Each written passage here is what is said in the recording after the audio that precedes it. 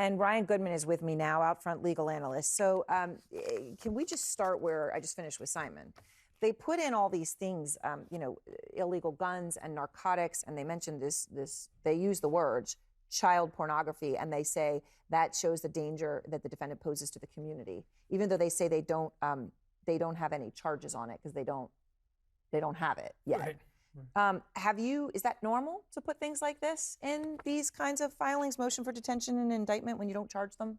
It's abnormal. And then just to add one more piece of it, the Attorney General of the United States of America today in their public statement also said that Abrego Garcia, according to one of the co-conspirators, was involved in the murder of another gang member's mother. That's nowhere in the indictment, not even alleged in the indictment, let alone charged. So that kind of public disparagement of a defendant is highly unusual, especially since it's not charged conduct, even mentioned as conduct in the indictment. So that seems to me to be an indication that it's running a public messaging campaign. It's not about right, because let's be clear, the murder and the child pornography are both in the motion for detention. Yes. Neither one of them are mentioned in the indictment. Not at all. Not only not charged, not mentioned. Not mentioned.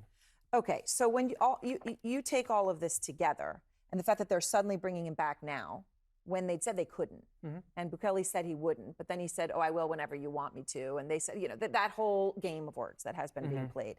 Why is this happening now?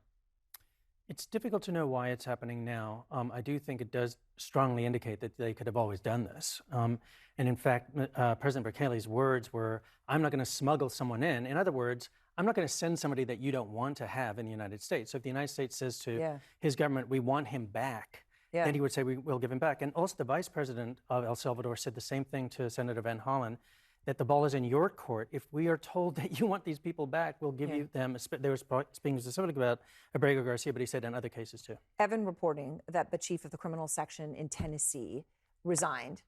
We're finding this out today after 15 years. And I know you don't necessarily know this individual, right? But that happening right now, as this is happening, what could that mean?